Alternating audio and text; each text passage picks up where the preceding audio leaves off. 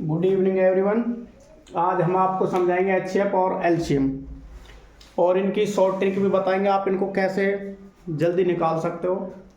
तो जैसे मान लीजिए आप 12 है, एक संख्या है हमारे पास 12 है और 18 है, 12 और 18 इनका हमने एचसीएफ और एलसीएम दोनों ही निकालने हैं।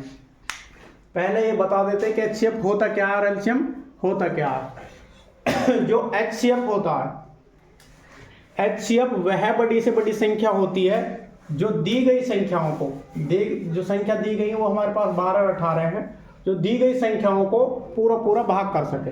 तो एचसीएफ वह बड़ी से बड़ी संख्या होती है जो दी गई संख्याओं को पूरा भाग कर सके। समझ में आ गई। अब है एलसीएम। एलसीएम क्या है? एलसीएम वह छोटी से छोटी संख्या, एलसीएम क्या है? एलसीएम वह छोटी से छोटी संख्या होती है जो दी गई संख्याओं से खुद भाग हो सके। एचसीएफ जो उन दी गई संख्याओं को भाग करेगा, बड़ी से बड़ी संख्या, और एलसीएम दी गई संख्याओं से खुद भाग होगा। तो एलसीएम तो वह छोटी से छोटी संख्या होती है जो दी गई संख्याओं से भाग हो सके, दी गई संख्याओं से पूरी भाग हो सके। और एलसीएम वो एचसीएफ वह बड़ी से बड़ी संख्या जो दी गई संख्याओं को पूरा भाग कर सके। अब देखो, जैसे 12 और 18 का हम एलसीएम निकाल रहे हैं, 12 और 18 का एलसीएम निकाल रहे हैं। तो एलसीएम क्या? वह छोटी छोटी संख्या है जो दी गई संख्याओं से भाग हो सके। तो इन दोनों से कौन सी संख्या ऐसी है जो दोनों से भाग हो रही है? तो 12 और 18, इनमें से शॉर्ट ट्रिक भी देख लो।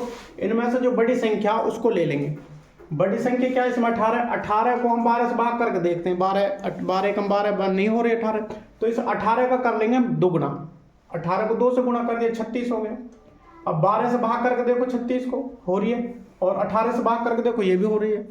तो इसका जो एलसीएम है वो हमारा 36 है। 12 और 18 का एलसीएम कितना आ गया बेटा?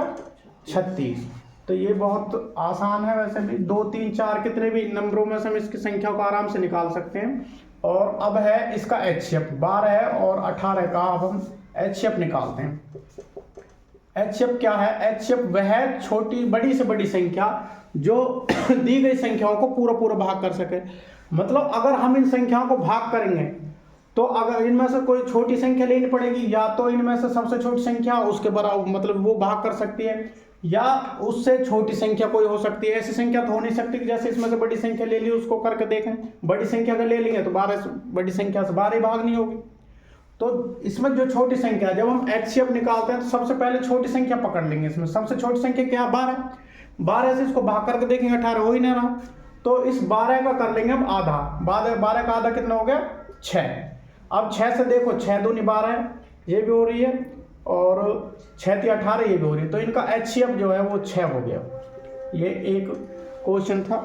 एक और मैं आपको समझा देता हूँ। जैसे 6 8 और 12 ये संख्या है हमारे पास में, इनका हमें एचसीएफ और एलसीएम दोनों ही निकालने हैं।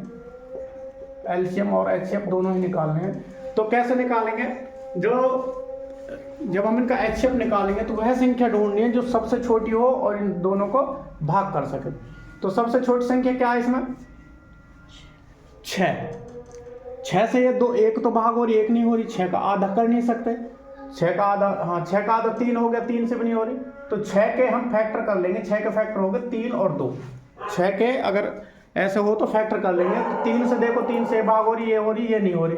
तो 2 तो भाग हो रही है 6 के, 6 से 2 से 6 भाग हो रही है, 2 से 8 भी भाग हो रही है, 2 से 12 भी भाग हो रही है। तो इसका जो एचसीएफ है वो 2 हो गया। या फिर ऐसी जो संख्या है, सबसे पहले हम इन संख्याओं को गैप देखते हैं। इसमें जो डिफरेंस है वो कितना? इसमें 2 है, इसमें 4 है।